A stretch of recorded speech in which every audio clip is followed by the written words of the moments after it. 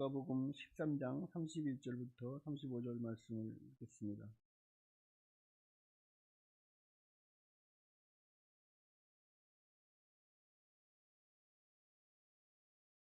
곧 그때에 어떤 바리새인들이 나와서 이르되 나가서 여기를 떠나소서 헤롯이 당신을 죽이려고 하나이다.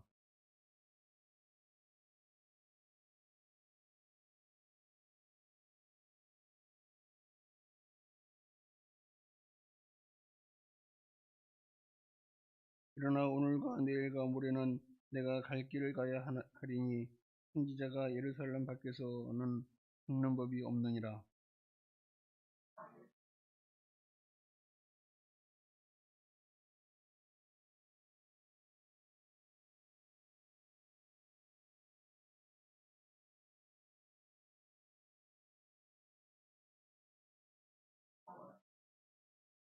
같이 읽겠습니다. 보라 너희의 영자되리라. 내가 너희에게 이르노니 너희가 주의 이름으로 오시는 이를 찬송하리로다. 그때까지는 나를 보지 못하리라 하시니라. 아멘. 내가 갈 길을 가야 하리니 라는 주제로 김혜성 목사님께서 말씀을 전해 주시겠습니다.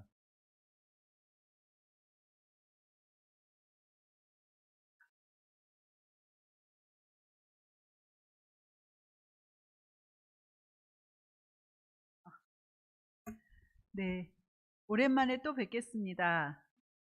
도심 속의 아주 작은 교회로 하나님이 맡기신 사명을 잘 감당하고 계시는 여기 독립문교회에서 이렇게 말씀을 전하게 돼서 제게는 무척 영광이자 감사입니다. 저는 지금은 여러분들이 아시는 대로 한국기독교 사회발전협회의 사무총장으로 일하고 있는데요. 지난번에 와서 한번 소개드렸듯이 가난한 동남아시아의 나라와 또 우리나라의 사회 발전을 위해서 일하고 있는 그런 단체입니다. 제가 그 전에는 또 저희 교단의 전국 여교육자연합회 사무총장으로도 일한 적이 있습니다. 그래서 교단 여교육자에는 보통 3가지 목적을 가지고 일하고 있는데요. 그 중에 이제 한 가지가 우리 여교육자들의 계속 교육입니다. 목회하시려면 아무래도 계속해서 훈련받고 교육을 받아야 되기 때문에 그렇게 교육하는 일을 했었는데요. 그래서 해마다 여성 목회 아카데미라는 이름으로 그렇게 계속 교육을 했었습니다. 그리고 최근에는 이제 여성 목회 랩, 그래서 여성 목회를 실험하는 실험실이다, 이런 제목으로 이렇게 이제 교육을 하고 있는데요. 그런 교육을 받을 때마다 저조차도 물론 이제 신대원에서 신학 공부를 하고 공부를 다 마치고 이제 목회를 하는 것이지만 계속해서 훈련 받으면서 또 계속해서 성장하게 되고 또 새롭게 깨닫게 되는 것들이 많이 있습니다. 보통 그런 아카데미에서는 뭐 신약학도 공부하고 구약학도 하고 조직신학 쪽도 하고 영성도 하고 또 예배학도 분야 이렇게 공부를 많이 했었는데요. 그 중에 이제 새삼스럽게 감동을 받은 부분이 성경 말씀도 오늘 우리가 읽었지만 신앙인들의 역사 기록이라는 것이고, 또 덧붙여서 그런 역사 기록의 중요성에 대해서 새삼스럽게 깨닫는 그런 일이 있었습니다. 물론 디모데후서 3장 16절에 보면 모든 성경이 하나님의 감동으로 쓰여진 것이라고 이렇게 전제하고 있고 우리가 그렇게 믿고 있고 또 그렇게 알고 있지만, 성경을 기록한 사람들의 그런 시대적인 배경과 문화, 그리고 그 당시에 사람들의 일반적인 수준, 생각하는 그런 사고, 이런 것들을 바탕으로 해서 나온 기록이라는 것입니다. 특별히 구약 성경 같은 경우에는 바벨론 포로기 시대 유대인들이 자신들이 하나님의 백성인데 어떻게 해서 우리나라가 망하게 됐지? 하나님께서 정말 계시기는 한 건가? 하나님이 어디 계시지? 우리가 왜 하나님의 백성인데 왜 망한 거야? 우리가 그렇게 망했을 때는 무슨 이유가 있을 텐데 그 이유는 뭘까? 그런 이제 생각 속에 이 구약 성경이 기록되었다는 것입니다.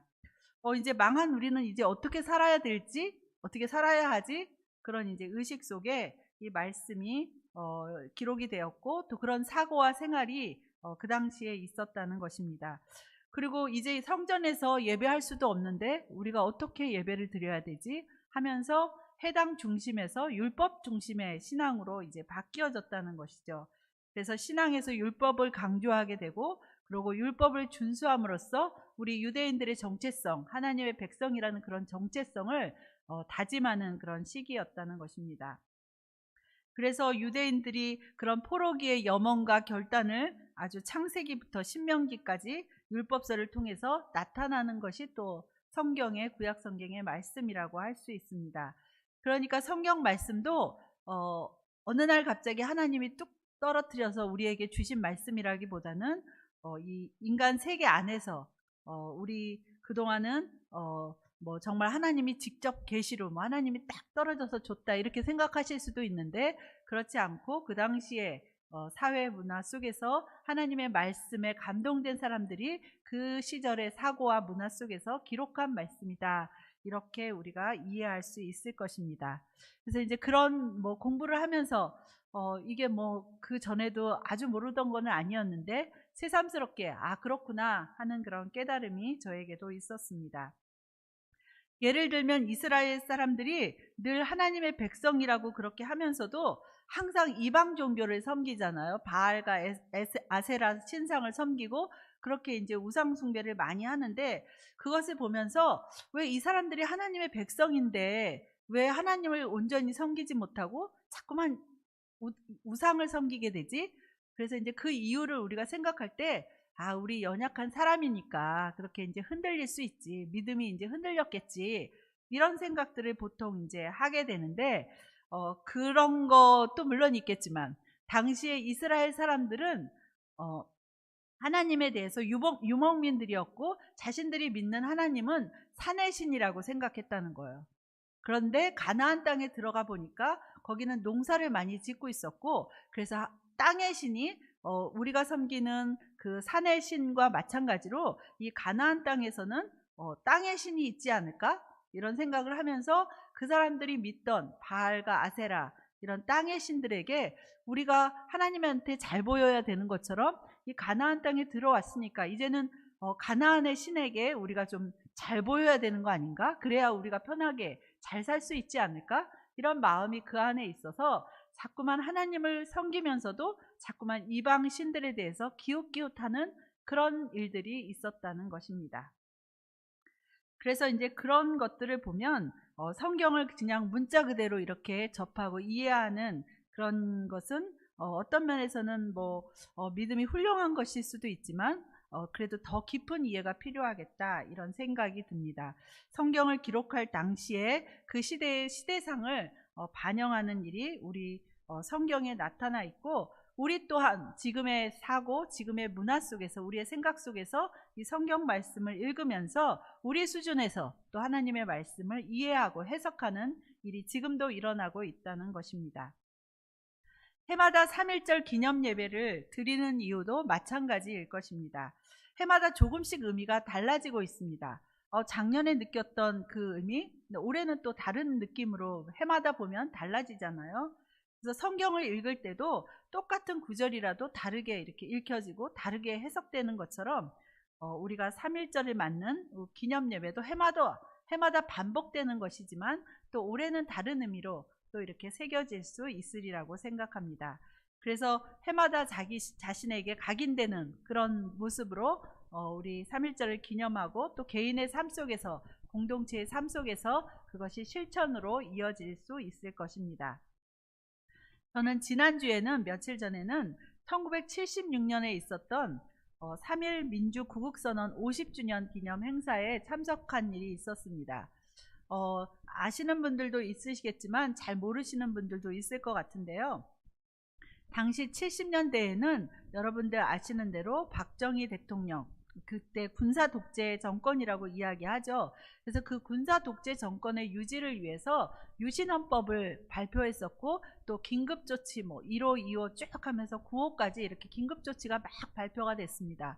그래서 그 박정희 정권에게 반대하는 사람들을 옥에 가두기도 하고 또 뭐 사형을 집행하는 일도 그렇게 있었습니다. 그러다 보니까 그 당시에 이 땅에 이렇게 민주주의가 짓밟혀도 되는 거야? 우리들의 자유가, 언론의 자유가 이렇게 없어져도 되는 거야?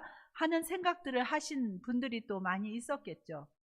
그래서 3월 1일을 기점으로 해서 우리 3월절이 원래는 일본 일본에 맞서서 일제 식민 지배 하에서 우리 민족은 자주 독립국가다 하는 것을 이렇게 발표했던 선언이잖아요. 민족 구국 선언이라고 할 수 있는데요. 그거와 마찬가지로 70년대에 민주주의가 질밥혔으니까 이제 우리나라는 민주국가야. 우리나라는 국민들의 의견을 다 수렴해서 그렇게 살아가는 나라여야지 경제개발이나 아니면 그 당시에 이제 군사력을 강화해야 돼. 우리가 남북이 분단돼 있으니까 이런 것들이 우선돼서 이렇게 자유가 짓밟히고 민주주의가 짓밟혀서는 안 돼 하는 생각을 가진 사람들이 모여서 이제 3.1 민주구국 선언을 하게 됐는데 그것이 이제 76년도였으니까요. 50주년이 된 거예요.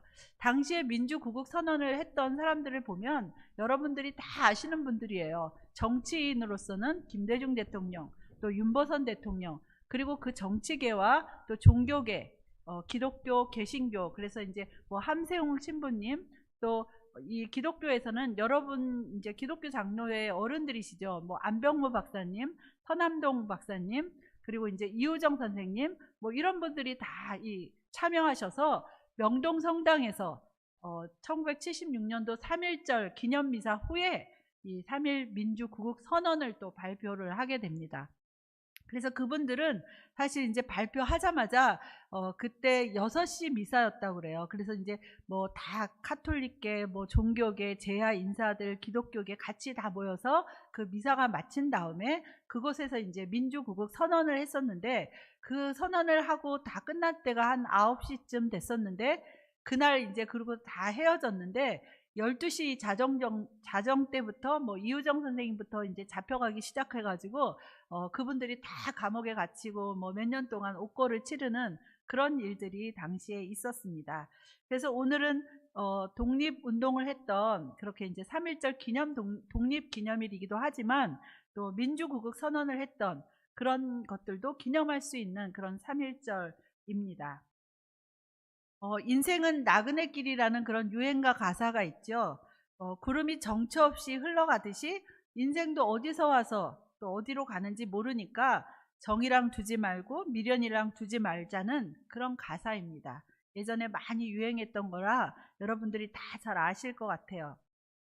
이렇게 세상 사람들은 인생의 시작과 끝에 대해서 나는 모른다. 그러니까 그냥 구름 흘러가듯이 정처 없이 물 흘러가듯이 그냥 잘 살자 하는 이야기가 이 유행가 가사에 담겨 있습니다.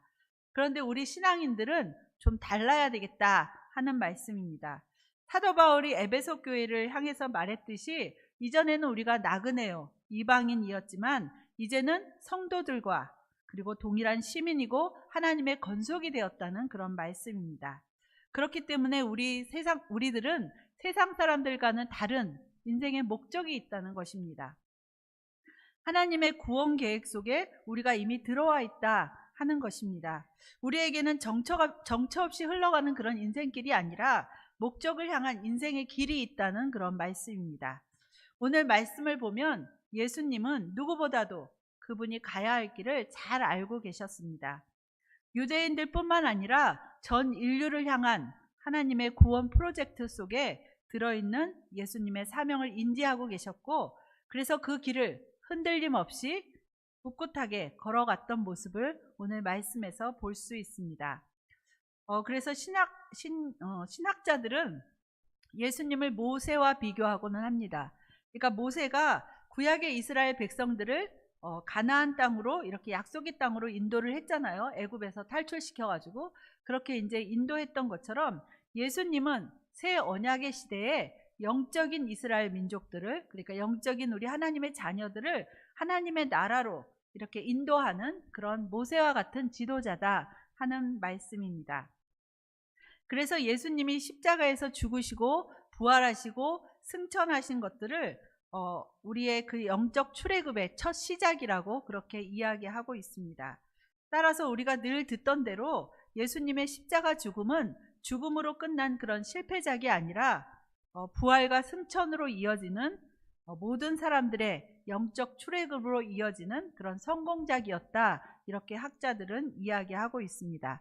그러한 이해 속에서 예수님은 오늘 말씀에서 내가 갈 길을 나는 가야겠다. 이렇게 말씀하고 계시는 것입니다. 오늘 본문은 두 부분으로 나눌 수 있습니다. 31절에서 33절까지의 말씀하고 그 다음에 이제 34절과 35절의 말씀으로 이렇게 두 부분으로 나눌 수 있습니다. 곧 그때에 이렇게 이제 시작하고 있는데요. 그것은 오늘 본문의 앞단락인 22절부터 30절의 말씀을 의미하고 있습니다. 22절에서 30절의 말씀을 보게 되면 예수님께서 각 성과 각 마을로 다니시면서 가르치시고 또 예루살렘으로 여행하실 때 일어난 일과 또 연이어 일어난 일들을 알려주고 있습니다. 오늘 말씀 전에는 이런 내용이 있습니다. 어떤 사람이 구원의 숫자에 대해서 묻고 있습니다. 구원받는 사람이 적겠습니까? 많겠습니까? 이렇게 이제 구원을 몇 명이나 받을지 궁금했던 거죠. 그렇게 이제 물어봤습니다.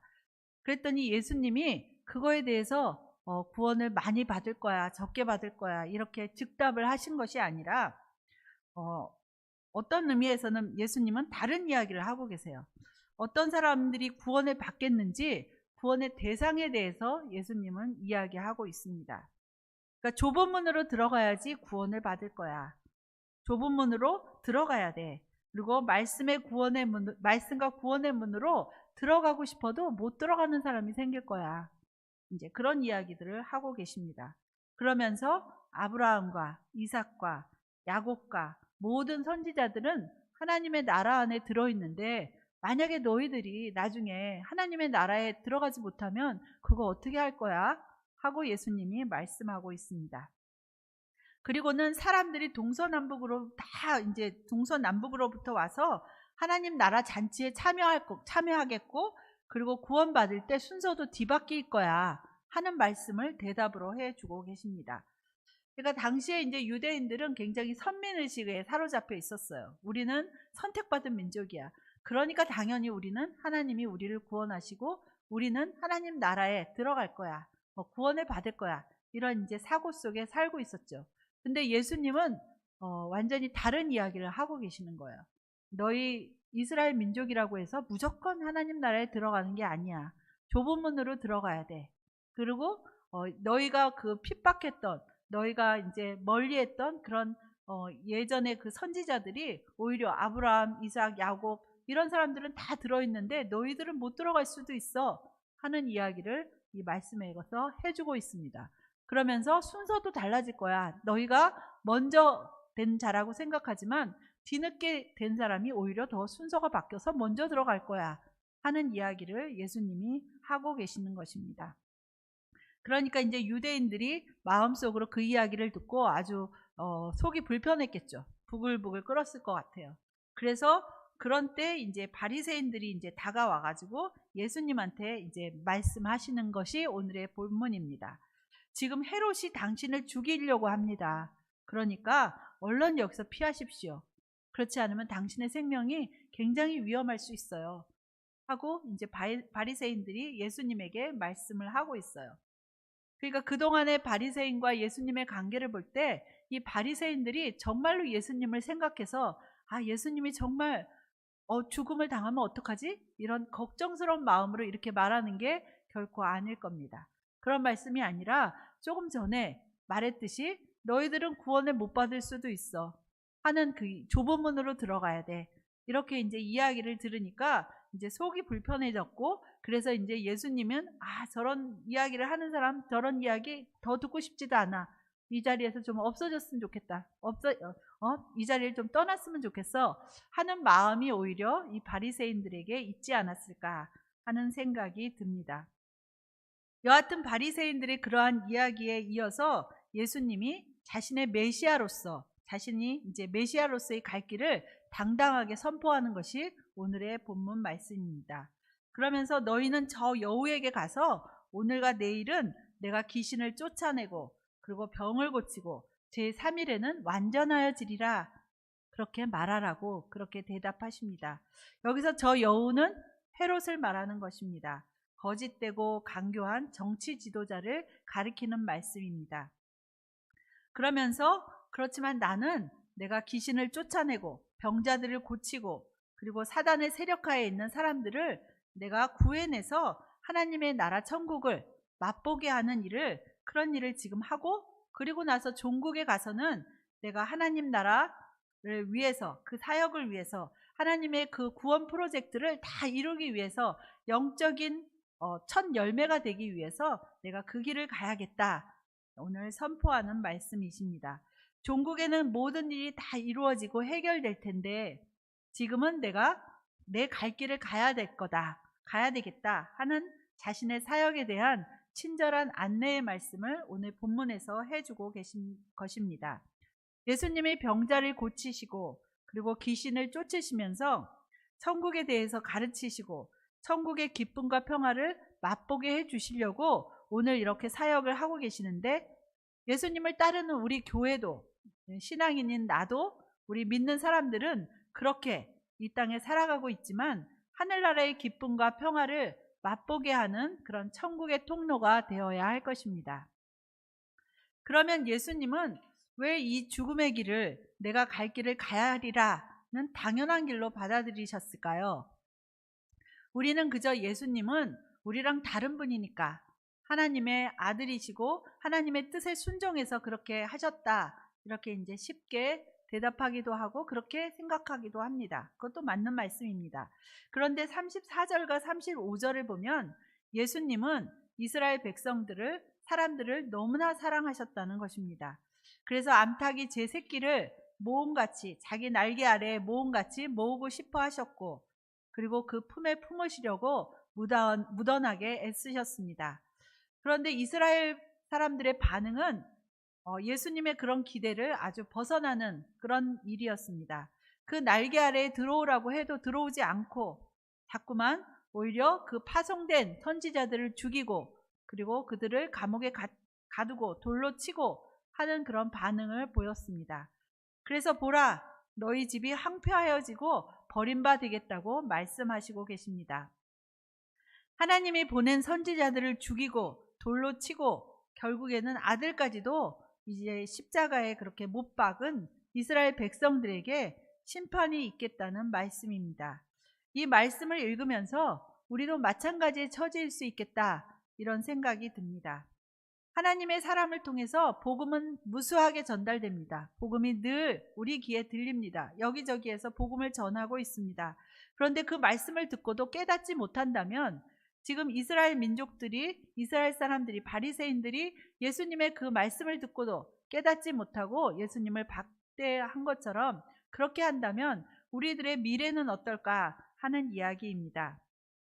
요즘에는 여기저기서 사고가 굉장히 많이 나죠. 항공기 사고도 많이 나기도 하고, 또 우리가 2014년도에 정말로 마음 아픈 그 세월호 침몰 사고도 있었고, 그 다음에 또 얼마 전에는 또 비행기가 또 추락하는 일도 있었고, 또 이태원에서 그렇게 젊은 사람들이 많이 압사돼서 죽는 그런 사고들도 있었습니다.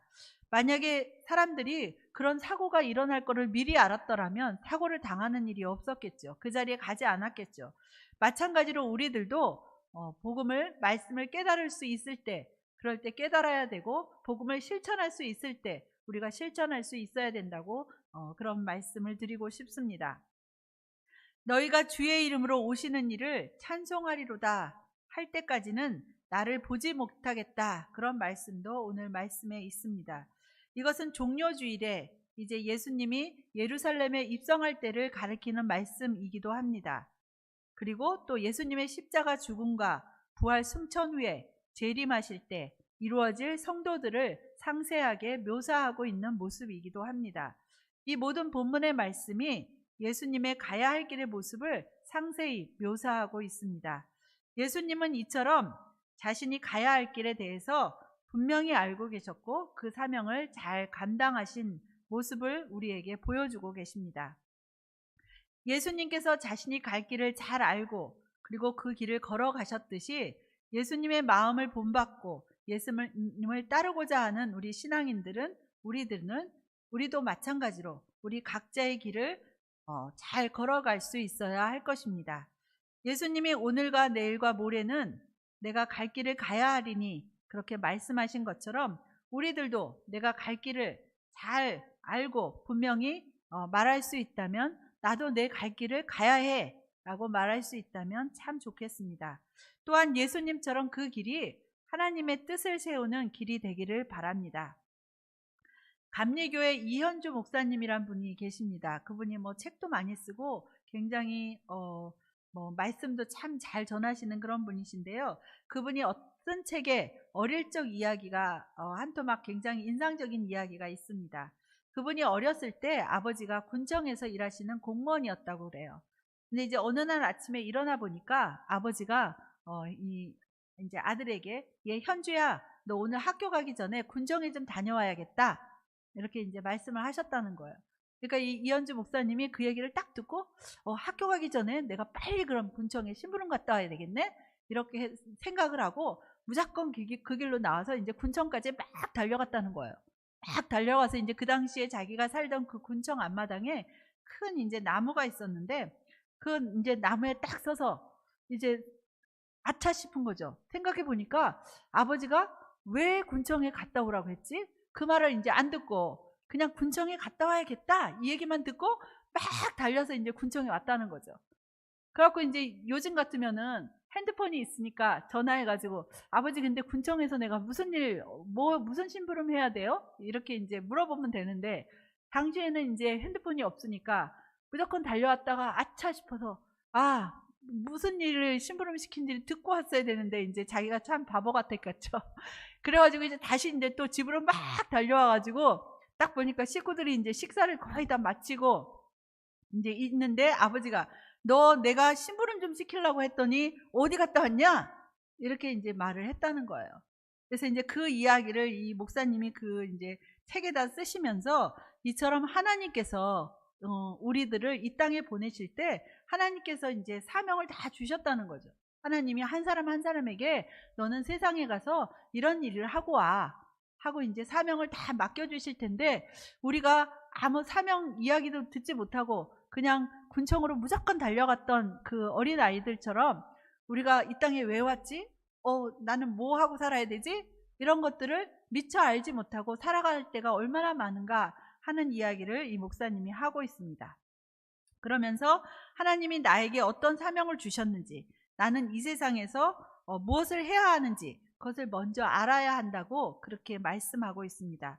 그러기 위해서 우리가 세상을 사는 동안에 세상에 우리를 보내주신 주체이신 하나님께서 나에게 뭐라고 말씀하시는지 하나님의 말씀을 귀 기울여 듣는 것이 그것이 우리가 열심히 말씀을 읽는 이유가 되고 또 공부도 하는 것이고 또 기도도 열심히 하는 게 하나님의 그 말씀을 듣기 위해서 나에게 주신 사명이 뭔지 내 할 일이 뭔지 하는 것들을 우리가 늘 자각하고 살아야 한다는 것입니다.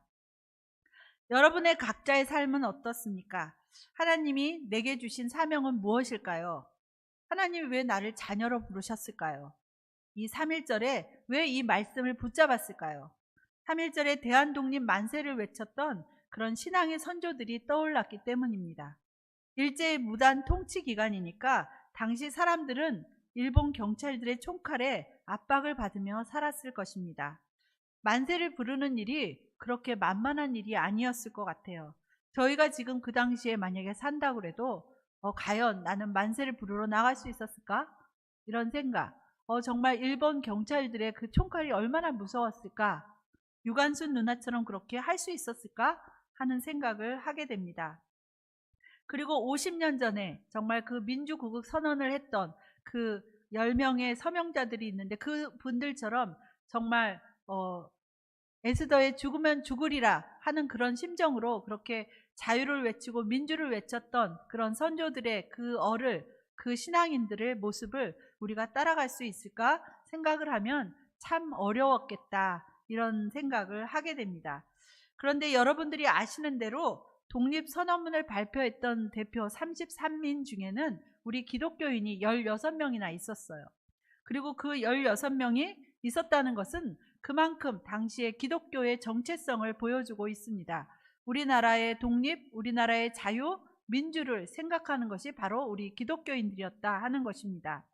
예수님이 이스라엘 백성들을 너무나 사랑하셔서 그렇게 십자가의 죽음을 무릅쓰고라도 예수님이 갈 길을 그렇게 가신 것처럼 우리 민족을 사랑하는 마음, 나라의 독립을 이루겠다는 마음이 죽음의 위협을 이기고 그렇게 일어섰던 것을 우리가 알 수 있습니다. 당시에 또 재미있는 이야기를 제가 들은 적이 있는데요. 당시 3.1 만세 운동에 참여했던 신석호 목사님이란 분이 계셨는데, 이분은 이제 3.1 운동을 가담을 할 때 좀 망설임이 있었다고 합니다. 왜냐하면 기독교인들이 천도교인이랑 또 불교인이랑 또 이렇게 손을 잡아도 되는 건가 하는 이제 생각이 들었다는 거예요.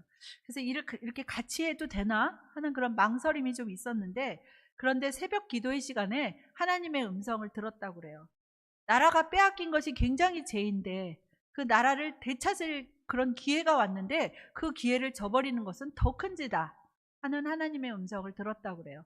그래서 그 이제 기도의 시간에 그 말씀을 이제 듣고, 그래서 이제 다른 종교와 연합하는 것이 어떤가 하면서 이제 그 3.1 운동에 그렇게 적극적으로 이제 나서게 됐다는 이야기입니다. 하나님의 말씀에 의지해서 오늘 말씀처럼 좁은 길로 가는 그런 우리 선배 신앙인들의 모습을 볼 수 있습니다. 그리고 당시 33인 중에는 22살짜리 이갑성 청년이 있었고 또 32세의 기독 청년이 또 있었다고 합니다.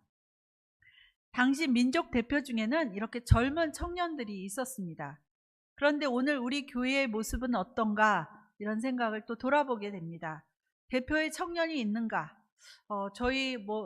저는 이제 예장 통합 소속인데 우리 교단 총회 때 총재들의 대표들을 보면 다 60대 아니면 뭐 50대 후반, 60대 어른들이 다 대표를 하고 계세요. 그러니까 젊은 사람들은 찾아볼 수가 없어요. 아마 이 기장은 조금 다른 모습이라고 생각이 듭니다. 그리고 그 대표 중에 유관순 언니와 같은 여성이 있는가 또 돌아볼 때 지금 우리 교회의 모습은 어떤가 하는 것을 또 돌아보게 됩니다. 흔히 복음 전파에서 여성들이 굉장히 중요하다 이런 이야기를 많이 합니다. 여러분들도 다 아시는 이야기인데 그 교회가 여성들을 다 이렇게 교회로 여성들이 교회에 다 많이 데려온다는 거죠. 여성들을 교회가 끌어안지 않으면 복음 전도가 안 된다는 거예요. 왜냐하면 교회에서 비근한 예로 결혼을 해서 또 이제 여성들이 보면 남편도 데려오고 자식도 데려오고 다 데려와요. 그런데 남성들이 만약에 여성이 믿지 않는 여성과 결혼할 때는 대부분 교회를 떠나는 경우가 참 많더라고요. 그러다 보니까 여성들이 정말 교회를 세우는데 중추적인 역할을 그동안도 많이 해왔지만 앞으로도 그 역할을 잘할 수 있도록 우리 교회가 우리 여성들의 중요성을 더 깨닫고 그리고 여성들을 많이 세우는 그런 교회가 되었으면 좋겠습니다. 물론 여기 독립문교회는 우리 담임 목사님도 여성분이시고 또 이 담임 목사님이 보통 분이 아니시잖아요. 우리 기장의 전국 여교육자회 회장님도 하셨고 또 여기 서울로의 노회장님도 하셨고 또 이런 분이 없으실 것 같아요. 이렇게 대단한 여성 담임 목사님을 모시고 있는 여러분들이기 때문에 아마 그런 중요성을, 여성의 중요성을 누구보다도 잘 알고 계시리라고 생각이 듭니다. 하나님은 예수님께 온 인류를 구원하시도록 이렇게 특별하고 중대한 사명을 부여해 주시고 그 길을 걸어가도록 그렇게 하셨습니다. 이처럼 우리 사람들에게도 태어나면서부터 하나님께서 주신 사명이 있을 것입니다. 그런데 그 길은 모두 다를 것입니다. 다 똑같은 사람이 없죠. 하나님의 뜻을 세우는 길이다 라는 공통된 점은 있지만 그 길은 모두에게 다른 길이 될 것입니다. 저는 그 길이 나만의 창조적인 길이 되어야 된다 하는 그런 생각을 하게 됩니다. 남의 옷을 입고 있으면 뭔가 어색하죠. 내 옷을 입어야죠. 그런 거와 마찬가지로 내 인생은, 내 사명은 저에게만 주신 독특한 그런 길이라고 생각이 듭니다. 그것이 나를 향한 주님의 뜻이라고 생각합니다.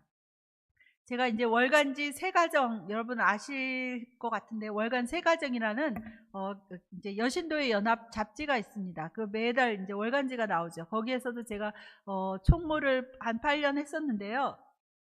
그 월간지를 만들 때 그때 이제 90이 넘는 그 처음에 새가정을 초창기에 만드신 편집하신 분이시고 그리고 그 당시 제가 일할 때 90살이 넘으셨어요. 표재한 목사님이란 분인데 그분이 늘 이렇게 말씀하셨어요.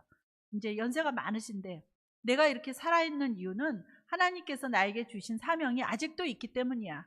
그러니까 나는 이 사명을 감당하기 위해서 내가 오늘도 건강하게 잘 살 거야 하는 이야기를 늘 말씀을 많이 하시고 당시 90세가 넘었는데도 연대에서 상담 공부를 하셨어요. 2년 과정을 상담 공부를 하시고 우리 새가정사에 이제 상담소를 다시 만들어야 돼 하면서 상담소도 만드시고 매일 막 출근하시고 이런 목사님이 계셨어요. 그래서 이제 그 목사님을 보시면서 정말 내가 살아있는 이유는 하나님께서 내게 주신 사명이 아직도 있구나 하는 그런 자각 이런 이제 그런 생각을 하시면서 여기 계신 모든 분들도 하나님이 나한테 오늘 어떤 사명을 주셨지? 이번 달에는 또 올해에는 내가 앞으로는 어떤 일을 해야 되지? 그런 것을 막 생각하시면서 하나님의 사명을 잘 감당하는 여러분들이 되시기를 바랍니다. 그래서 한 목사님은 오늘 이제 말씀을 통해서도 우리가 교회를 다니고 또 성경 공부를 하고 이렇게 신앙생활을 하고 기도를 하는 이유가 어떤 면에서는 이 세상에 하나님이 나를 왜 보내셨는지 그 사명을 알기 위해서 그렇게 성경 공부도 하고 말씀도 듣고 기도도 하는 것이라고 그렇게 이야기하고 있습니다. 여러분은 어떤 길을 걷고 계십니까? 예수님은 오늘과 내일은 병 고치고 귀신을 쫓으시면서 하늘나라의 생명을 전파하셔서 제3일에는 인류의 구속사역을 완성하기 위해서 내가 가야 할 길을 가겠다 이렇게 이야기하셨는데 여러분은 여러분의 길을 분명히 알고 계십니까? 오늘과 내일의 할 일도 잘 알고 계십니까? 또 3.1절 기념 예배를 드리면서 십자가의 길을 담담히 걸어가신 예수님과 또 3.1 만세운동을 하려고 결연히 일었었던 그 신앙의 선조들, 또 50년 전에 우리나라의 민주주의를 위해서 그렇게 3.1 민주구국선언을 선포하셨던 그런 신앙의 선배들을 본받아서 내가 갈 길은 어떤 길인지 지금 그 길을 잘 걷고 있는지 생각하면서 예수님의 발자취를 따라가는 우리들이 되길 바랍니다. 기도하겠습니다. 하나님 고맙습니다. 오늘 사순절 둘째 주간과 또 3.1절 독립기념주의를 맞아서 하나님의 말씀을 다시 붙잡습니다. 예수님께서 하나님의 모든 인류를 구원하신다는 구원 사역의 프로젝트를 잘 감당하시기 위해서 정말 부활의 첫 열매가 되시기 위해서 내가 갈 길을 가야 한다 이렇게 선포하고 그 길을 꿋꿋이 걸어가신 것처럼 하나님께서 저희들을 이 땅에 보내실 때 저희 각자에게 주신 그 사명을 무엇인지 잘 깨닫고 그 사명대로 하나님의 뜻을 이루며 살아가기로 다짐하는 우리들에게 주께서 늘 함께해 주셔서 그 길을 잘 걸어갈 수 있도록 하나님 인도하여 주시옵소서. 이 모든 말씀을 예수님의 이름으로 기도드립니다. 아멘.